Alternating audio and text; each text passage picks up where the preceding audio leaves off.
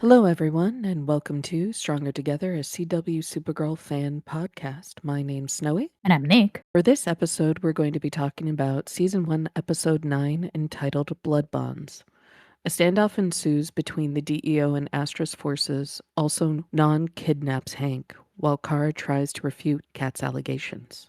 This episode, in real time when it was first airing, it starts right where the previous episode ended, like with the Kryptonians attacking Lord Technologies. And Max Lord comes out guns blazing with some creation of his own, and he manages to keep the Kryptonians at bay at least for a moment. We have to remember that it's not just the Kryptonians; they have other prisoners from Faros as well in their lines. So Didio also comes in, and a few minutes later, so does Kara, and we have a really interesting confrontation between Non and Kara. I found it very interesting that yes, Kara recognizes Non, but she doesn't refer to him as like her uncle, or there is no familiarity between them. She simply refers to him as like Astra's husband, and that's about it.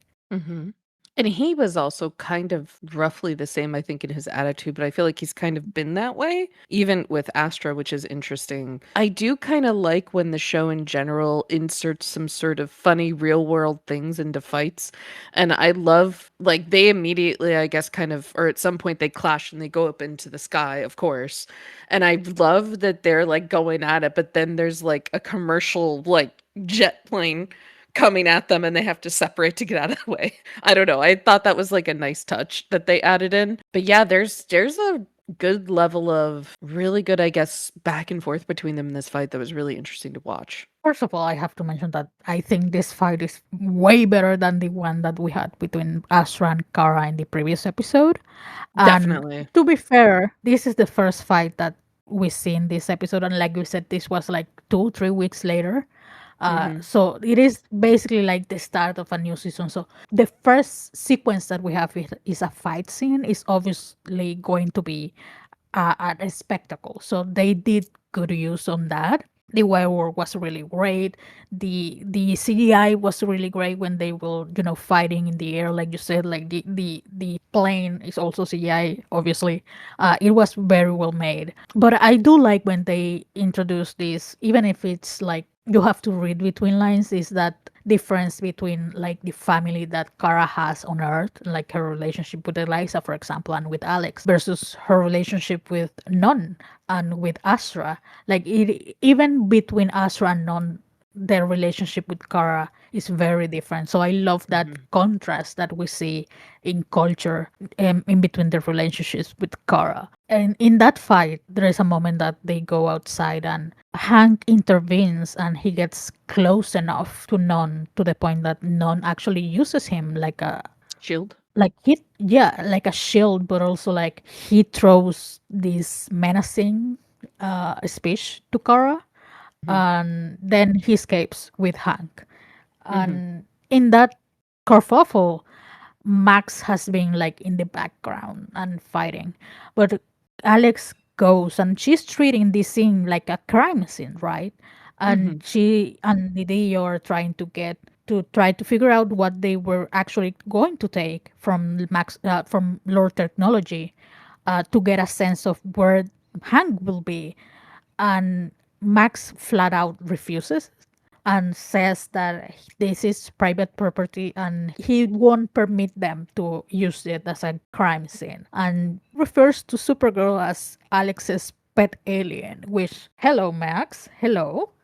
Yeah. I Bold wonder of if you. he was trying to get a reaction out of them at this point, or he's just being a dick.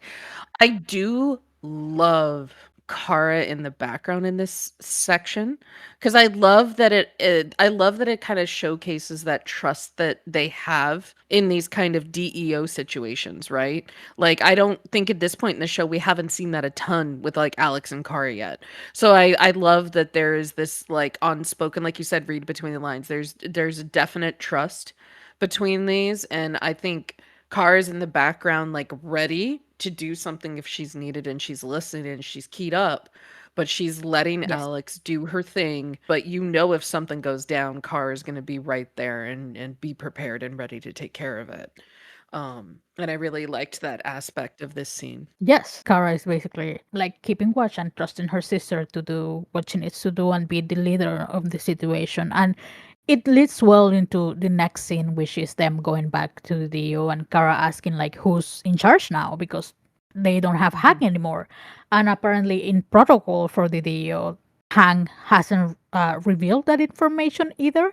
And then we Mhm. have our next scene with Agent Vasquez, who I always love to see in the show in these seasons. And she's like, "Oh, here it is," and she reveals in the computer that the interim director is actually Alex Danvers. Which is awesome. It is awesome. But then we have Alex and Kara walk into a more private room so they can talk strategy. And Kara is like, well, I have to talk to Astra. And Alex is concerned, to say the least, because again, in her mind, Astra let herself be captured.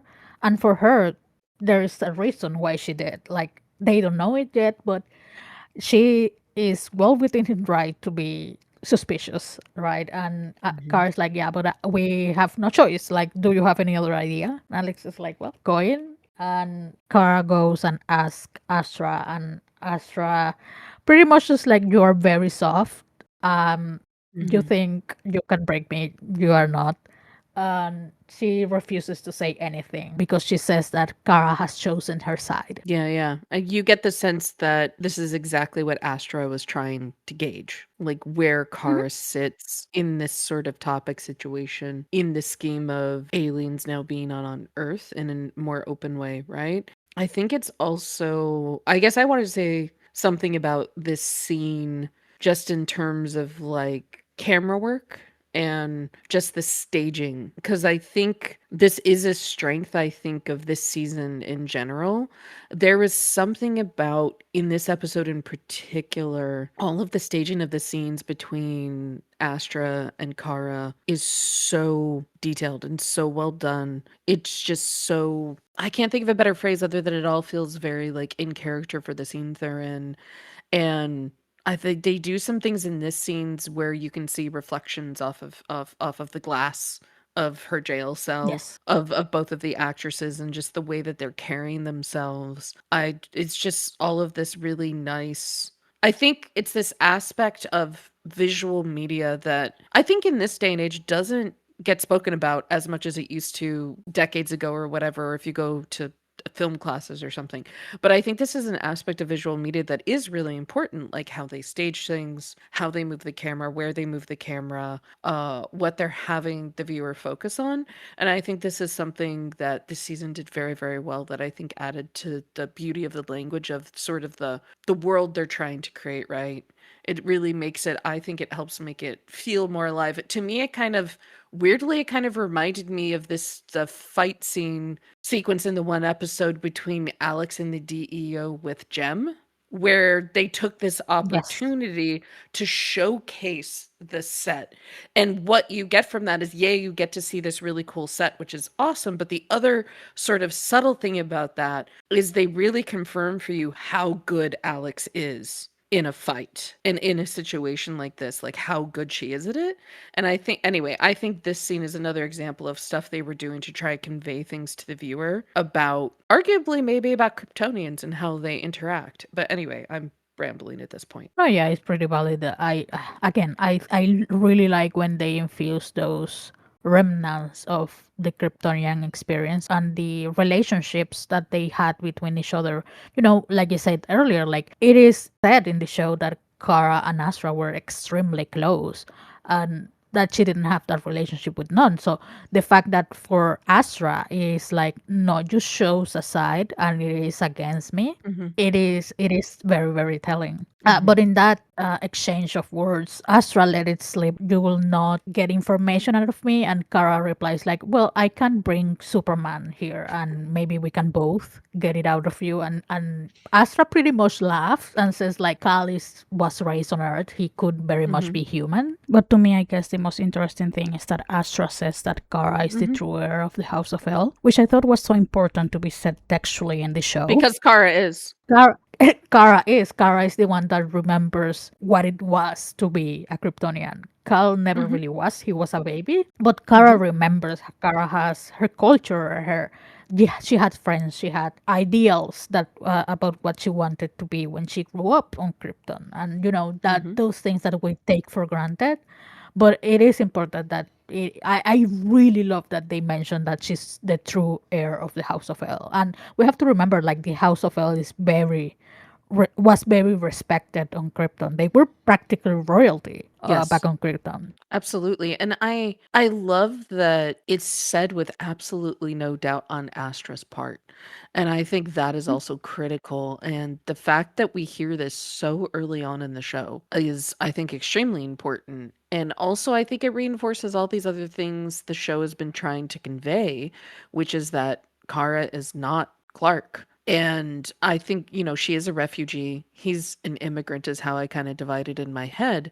And Yes. I think you've been very eloquent at expressing that within the show there are these sort of comparisons between Clark and Kara, and I like that within the show now. I think they're doing a good job of in a way of reinforcing that they are different, and it's not Yes. that that's bad. It's just that they are different, and I like that in some ways. Astra saying this here kind of feels to me like the start of the road of Carr really becoming that heir of the House of El. Like this is almost like the start of that really happening within the show, I think. Yeah, in the show, I think this is, like you said, the start of Kara realizing that, yes, she is the heir of the House of El, and that gives her permission to act how she wants rather than trying to follow Superman's footstep. Like, Mhm.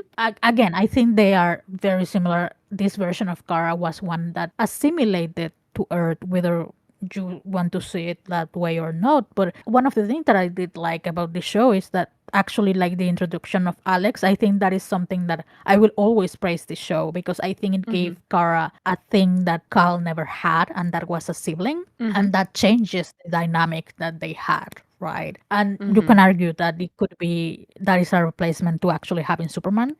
Clark and Kara be like family on Earth. But I think the fact that Alex is also a woman gives another aspect that they will never have, even if you had like Kara and Clark being a duo, or being like growing up together, quote unquote.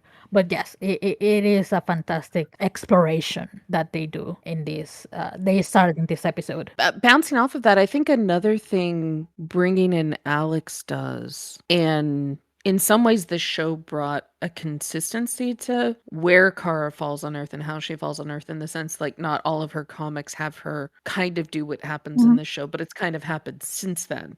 Is I think what it does in a weird way is it makes you sort of realize like how difficult that must have been because you it really hits you that she had to hide herself Yes. for half of her childhood, right? Like she had to hide not just that she was an alien because Clark had to do that too, right? She had to literally sever herself from literally like half of her life. She had to basically act like it didn't exist. None of it happened, and then it all kind of comes slamming into her when we meet her in the pilot because she saves Alex. She stops the plane from crashing that her sister's on. And then that's kind of like, if you think about it, that's kind of like another explosion for Kara, right? That, oh my God, I actually am not just, Kara of Earth, I guess, for lack of a better phrase. There are all these things that I purposely kind of severed myself from and didn't let myself remember or think about. And I think that is something that I think having the experience of her getting adopted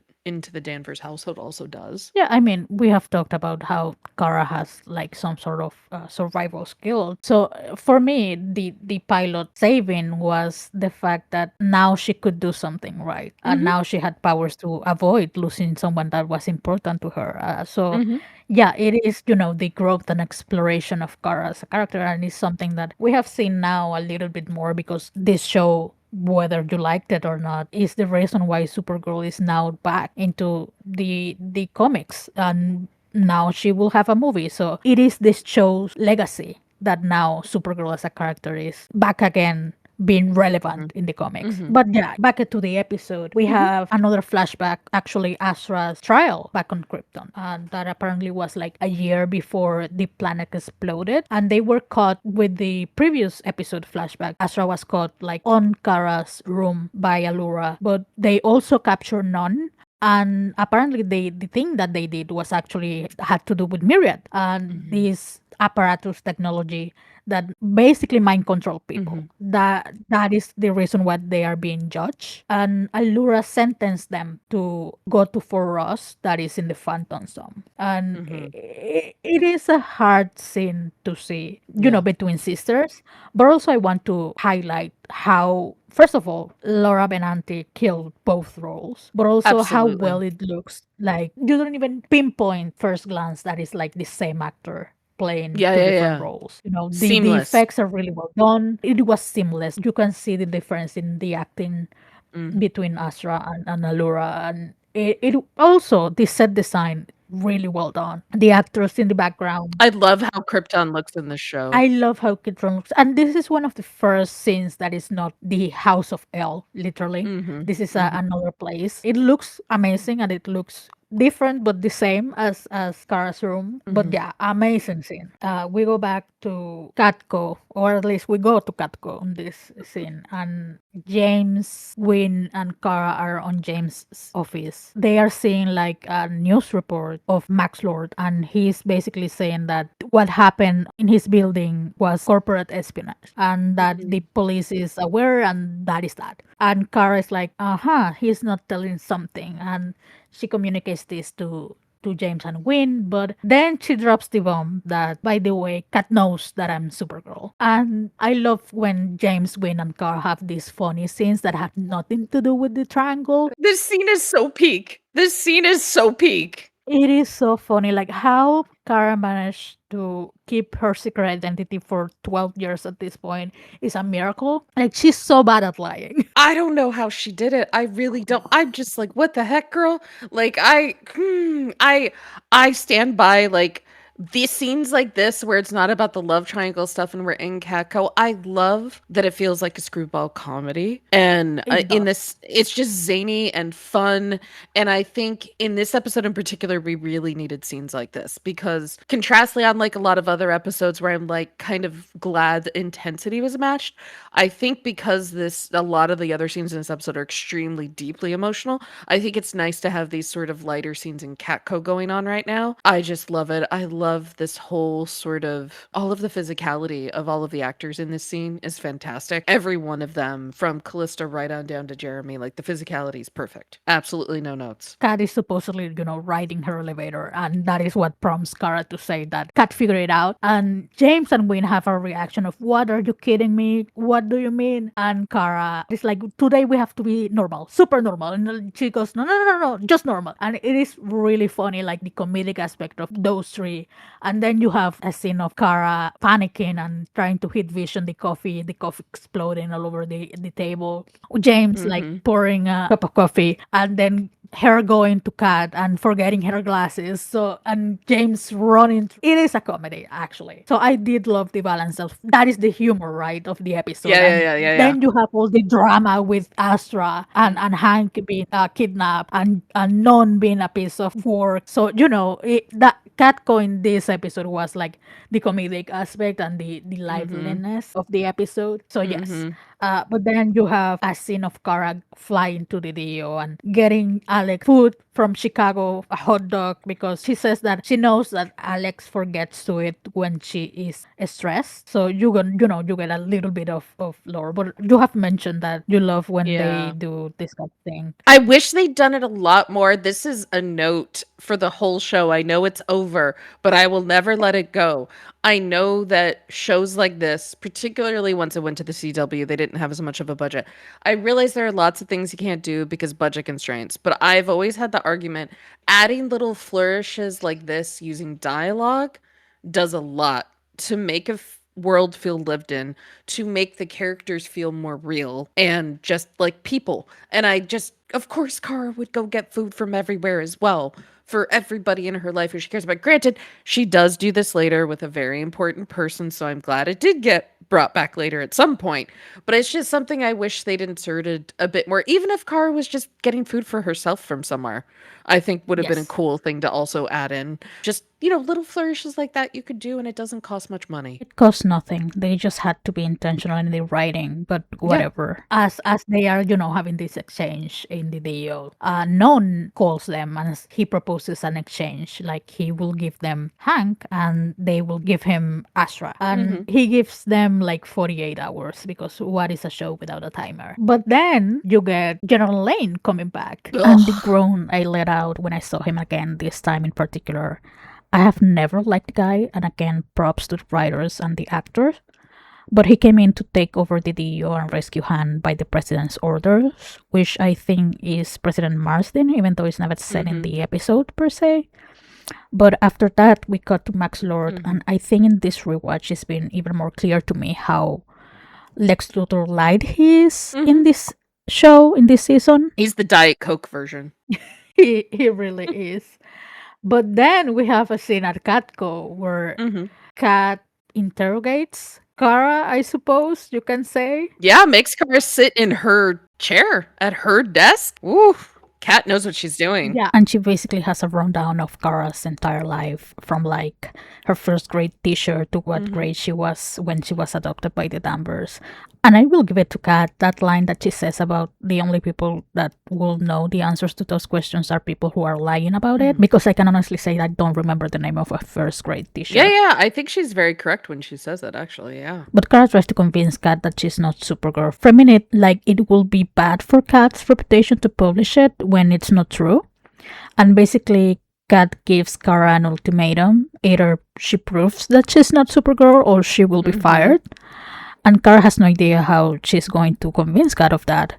At the same time, because James knows that Kara is stressed about it, he proposes that he can go to Max Lord's and investigate why he was saying that nothing happened with the Kryptonians. And he goes there and he has a scene with Max where Max basically threatens to sue him. He gets like the security people to escort James back to his car. When he comes back to Catco, he tells Quinn that they need to figure out a way to break into Max Technologies to figure out actually what was happening. And he had taken some pictures of the security cameras, which, by the way, I will say, he took picture of the security cameras and what? It was very close-ups of the cameras. I'm like, what do you mean? What does that help? What does that do? Tell me what that does nothing. But whatever. Yeah. I'm like, okay, that does nothing. What do you mean? What is the layout? What do you mean? You're just taking pictures of the cameras, whatever. But yeah, they break in, but when they break in, they break in, the outside.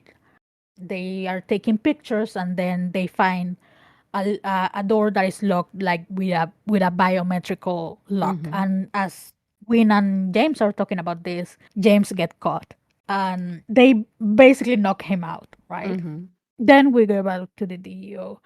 And it is a very difficult scene because it is basically General Lane talking to Astra. And it is a very interesting scene about him basically justifying why he is so scared of aliens. Yeah. He mentions a movie that he went to see when he was a kid with his dad and his sister. And it is interesting to see, like, he openly says that he's freaking scared of aliens. And Astra says something like, it is very honorable that you will reveal your fears to an enemy. And he says something like, yeah, I'm telling you because I want you to know that I do this because I want everyone safe, right?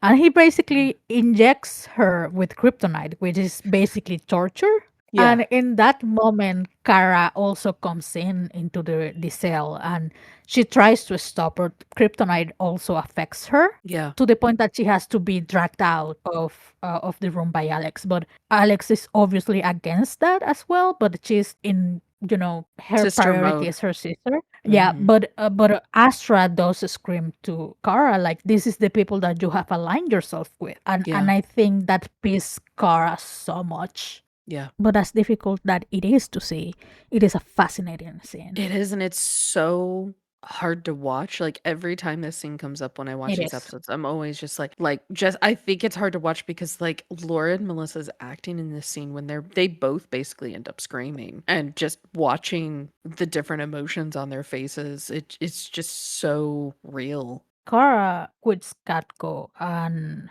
she's in this very vulnerable place. Like I said, she Mhm. just saw her aunt be Mhm. tortured. She basically is blaming herself because, like Astro said, like she aligned herself with these people, Mhm. and then she goes to the office that the super friends have, and she finds James being beaten up because he got beaten up by Max Lord, basically for intruding his place. Yeah. I have to say here, I love McCad and Melissa in the scene because McCad is clearly trying to hide his injury, which he can't because it's literally on his face. There's like nowhere to hide it, dude. And but he's trying because I think in some level, subconsciously, he knows how Kara's going to react. And then Melissa's acting here as Kara, like the sheer instantaneous protectiveness that gets activated is so intense and real. And I'm like, I wouldn't mess with this person.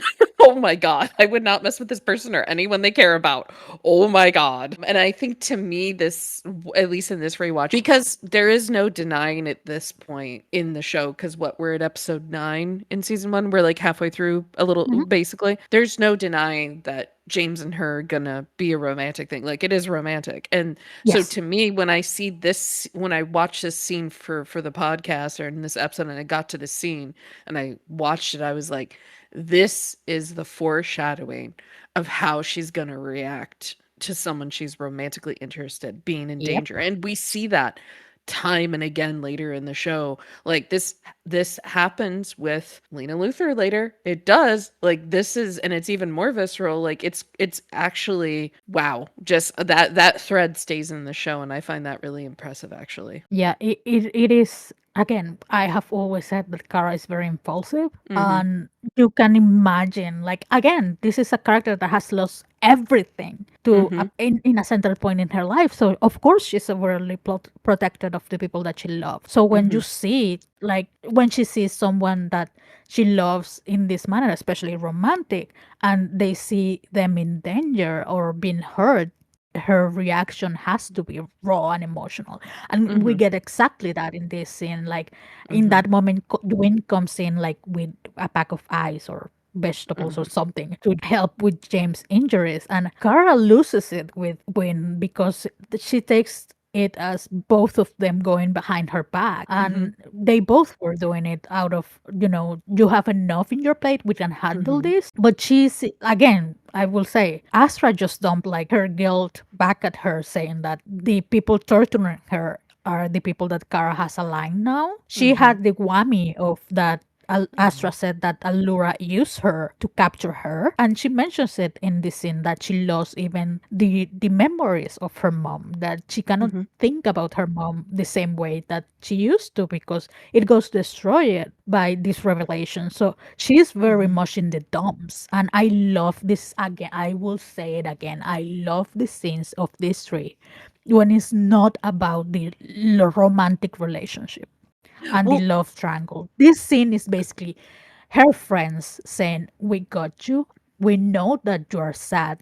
We know that you had a lot in your shoulders, but we have your back as well. You cannot yeah. go running this Yeah. way and doing the damage that we know you can do because you are a good person and the hero keeps trying." And it goes back to that conversation that James and Kara had in Human for a Day, when James kept telling her, like, we don't need superpowers to be heroes. We keep trying and we keep trying to do better.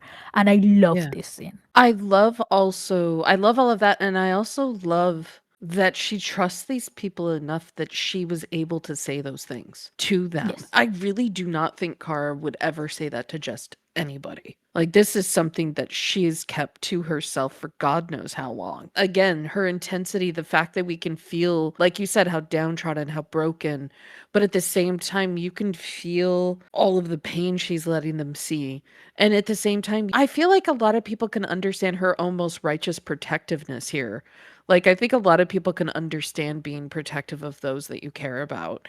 And I think you feel that intensity here. And I love that in the acting, you almost see some of the mask slip. Like here with Kara, you can see that this is Kara behind. This is not any of the facade she puts up. Like this is her when she is not holding herself back as much, at least emotionally. Physically, yes, she's holding herself back because I have no doubt she wanted to punch a fist through a wall when she saw that James was injured. But, she physically held herself back, but emotionally, she's not. And I think the fact that she's able to do that in this scene is just a testament to their friendship and the fact that they do have her back and she feels that as much as she's upset and maybe not hearing them totally here.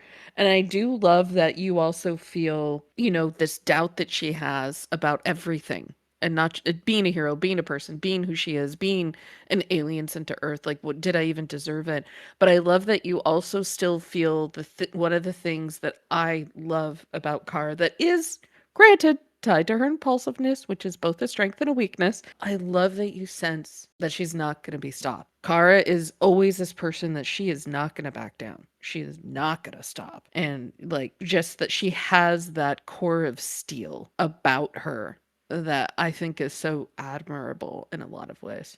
In that moment, Alex calls Kara and tells her that Astra spilled the beans and told them where Hank was. And Kara's like, I'm going with you. And, it is as funny scene in the sense that Alex is crashing General Lane party and then she's bringing Kara with her. But in that sense, they go into this warehouse Yes. and there is a bunch of like containers and stuff, and they supposedly find Hank tied to a chair, but it's actually a hologram and it is actually a bomb. And Kara basically just punched like the leader of the team and she covers Alex for the bomb, but everyone else died Yeah. by the bomb. But also, I forgot to mention like earlier in the episode when, Non called the DEO, we had like a continuation of that scene with Non, where, he's trying to extract information out of Hank. Hmm. And because at that moment he doesn't know, but that is a Martian. So he's trying Hmm. to, he bring out like another alien that is like a psychic alien. And This alien looks so cool. I wanted to say really quick, it does. sorry. It does. This alien,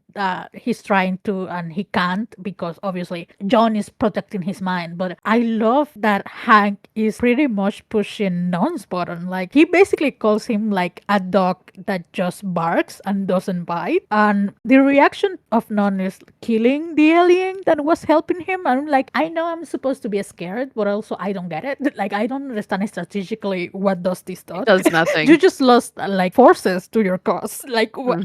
what is Hmm. that supposed to instill in me? But whatever. So you have this other thing that Astra was tortured to give you the information of where Han was, and she didn't. You fell into her trap. So you know that they have a much deeper plan than you thought because you tortured Hmm. this woman to get the information, and even then she gave you like a red herring. So Alex and Kara are like, we have nothing, the 48 hours are about to be done, Hmm. and they decide that they are going to exchange Astra for Hank. But before that, Astra and Kara have an exchange because we had another flashback where Astra is talking to Allura, and Allura says like, I will try to keep your mission going, but from my side of the law, we cannot go killing people Hmm. just because we know that this thing is happening. I will have done this equally, but you went the rogue way. And it is basically Astra saying like, Allura still believe in me, even though I didn't quite deserve it. Hmm. But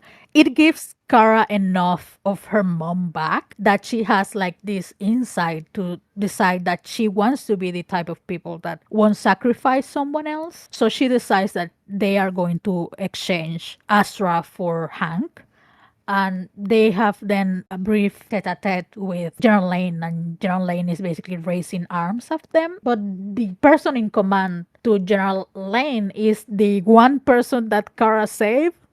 Hmm. So he basically is like, no, you can go, mom. Hmm. It is a very tense scene for like a very good 15 Yeah, seconds. yeah, it was. I wanted to speak about the Astra car scene here. This final scene between them when Astra is imprisoned is the culmination of the scenes from the previous episode into this one. Mhm. So I think something I was getting at for the previous episode about those scenes is I think what I loved about like Melissa's acting choices in the scenes in particular with Astra in the previous episode is there's this like vacillation in her body language and her acting and her expressions. It's like this duality of like child and the adult I am now. I think her intensity kind of stays high throughout, but I think sort of these really sort of raw changes between being almost childlike and being an adult. And we get to this scene, and I think it's very important that also this scene happens after her friends remind her that she's a good person. And I think that's important, kind of like they ground her, right? And there's a earlier scene, I can't remember if it's in the previous episode or this one, where I talked about the staging and like the actors. There's a scene between Kara and Astra in one of these conversation scenes they have when Astra's imprisoned, where the scene ends with them basically turning their backs to one another. And that's how the scene ends. Like they're not looking at each other. They just Astra turns her back, Kara walks out,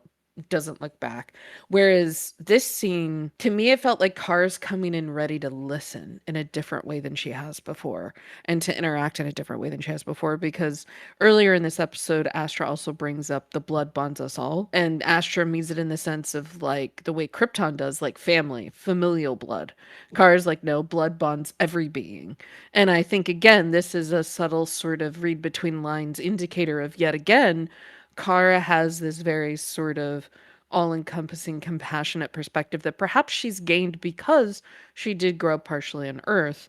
And I think what I love about the scene, this sort of final scene between Asher and Kara, is I think Kara enters this room, I think very ready to interact, ready to engage, ready to listen in a different way than she was in any of the previous scenes. And I think the short end is I think you really feel her nobleness. I think this is the first time for me you really sort of see how she is the heir of the House of El. I think this is a moment where you can almost feel this is the beginning of all the different facets of Kara starting to stitch themselves together, like within her. Like, you know, that whole heroes have to figure out kind of who they are, they go on a journey. Like, to me, this is like this important moment where it kind of feels like it's all starting to sort of progress to the next stage. And I think it's that you really feel her this immense compassion and faith she has. And I think this is like one of the most critical things about her as a character. But I think what I still feel in this scene is Kara has immense compassion and faith for everyone else, but not as much for herself yet still.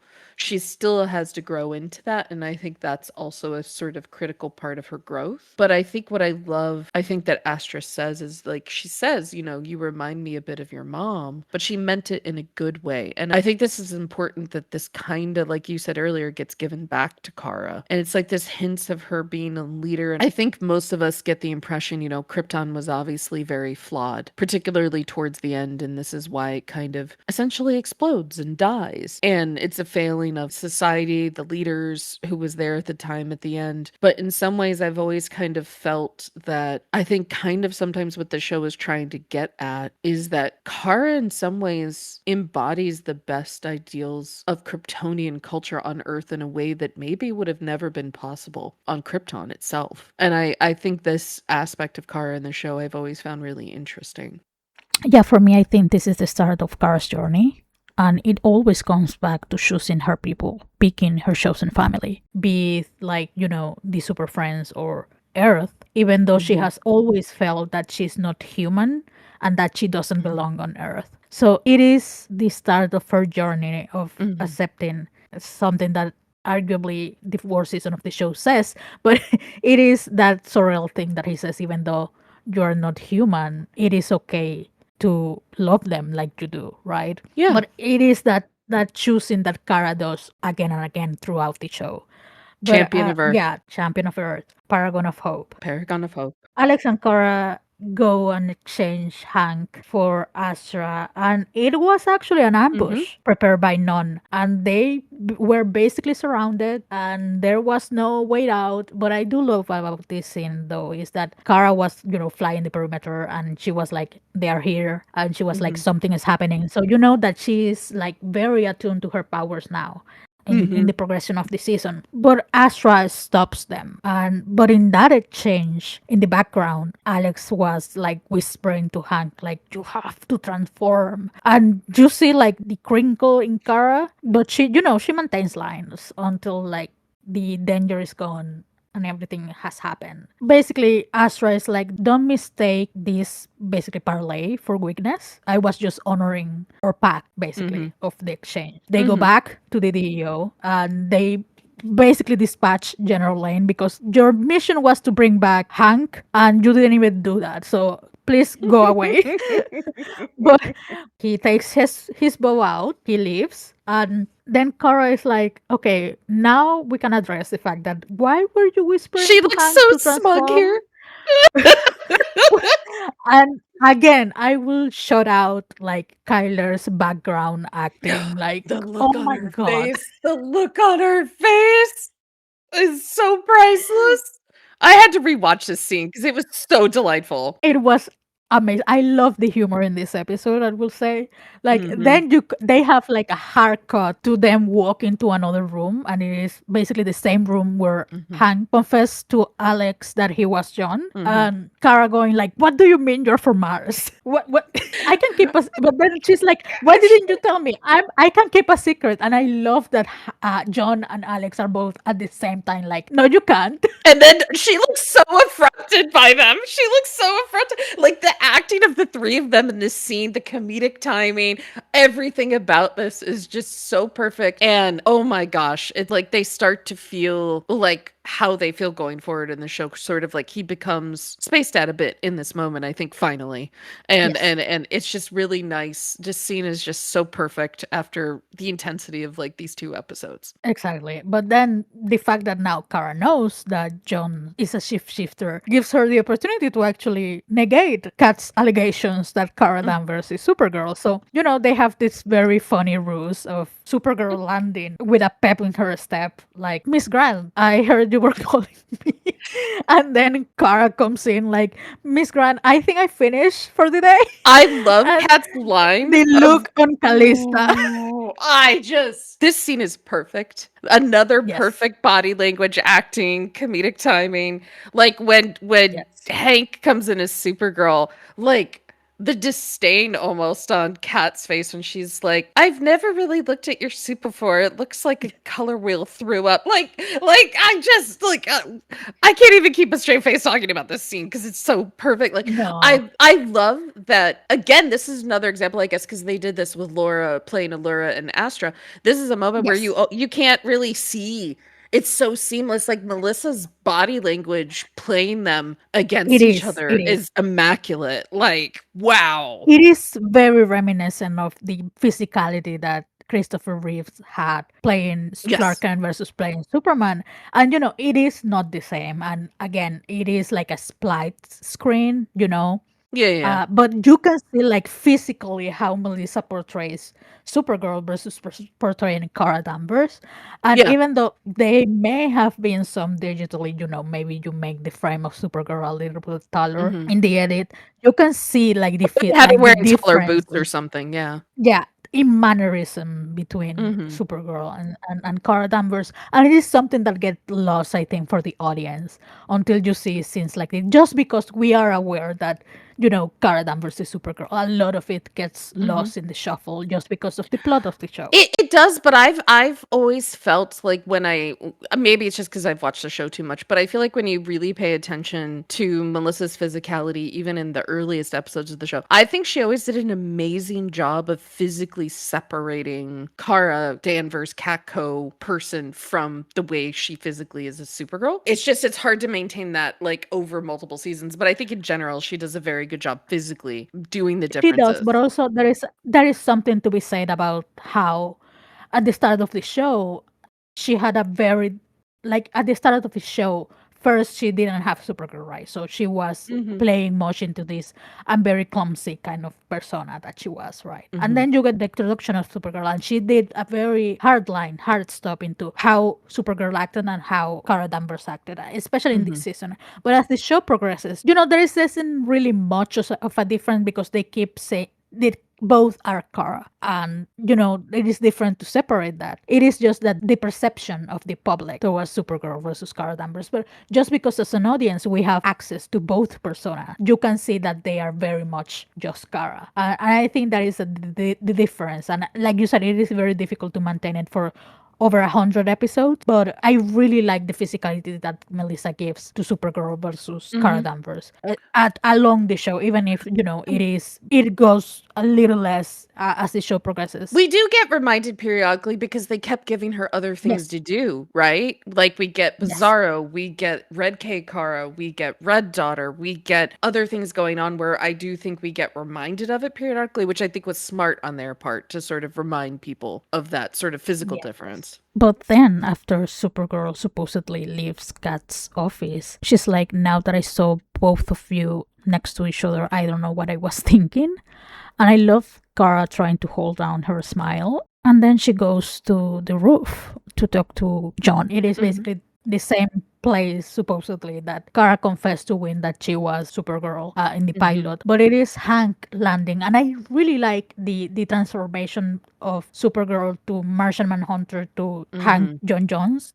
Yeah, it It was is beautiful very actually. quick, but Yeah. it was excellent CGI. Mhm. But Mhm. they have a very deep conversation about how Catco is for Kara, what Didio is for John. That place Mhm. when they can be human, where the big problems are not so big, and I love Keeping them that because grounded. it Yeah. just it keeps them grounded, and it is arguably that person is also for both of them. Alec, Mhm. though it's never mentioned in this scene in particular, but I really love that Kara mentions like I almost did something that I would have regretted for the rest of my life, but I didn't because I had my friend. Referring to the scene in the office with Win and James, but it Mhm. is a very good scene for Kara in this the end of the episode. Yeah, I have to say in the show, I do actually really like when Kara and Jean just get to have scenes. We don't get a lot of it, but there's Yes. just something to I think it's a testament to like David and Melissa's acting, is I think they do a very good job of leaning into their characters being aliens when they're just in scenes together. I think they sort of let that kind of out and they lean into it in a really natural way that I really like to watch. So it's there in the dialogue, it's there in the performances.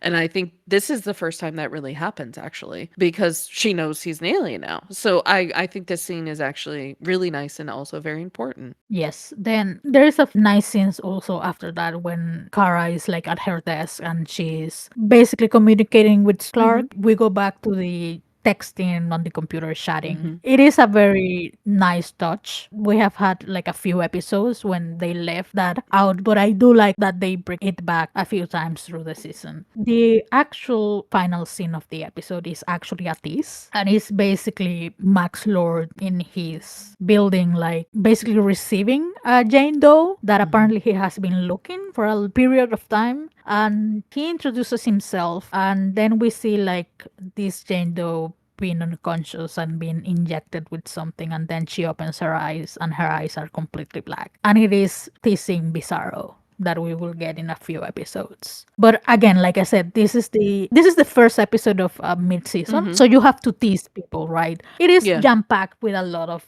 teasing for the future of the season. Absolutely, absolutely. Very good sort of teaser to end on, and I think it was a very strong episode, actually. A lot of nice stuff going on, humor-wise, emotional-wise. Yeah, absolutely. But yes, that is Blood Month. A really solid episode. I think now we are starting to see like this season pick up to what's actually going to be like the finale plot. Because, we had a few good episodes of establishing Kara's hero's journey. Mhm. And, now we are picking up Like that what she's momentum going to fight. towards yeah, Yes. what she's gonna fight is happening, yeah. Well, I guess that is our episode for this week. I hope everybody enjoyed, and as always, thank you for sticking with us on this journey and for listening. El Mayara. El Mayara.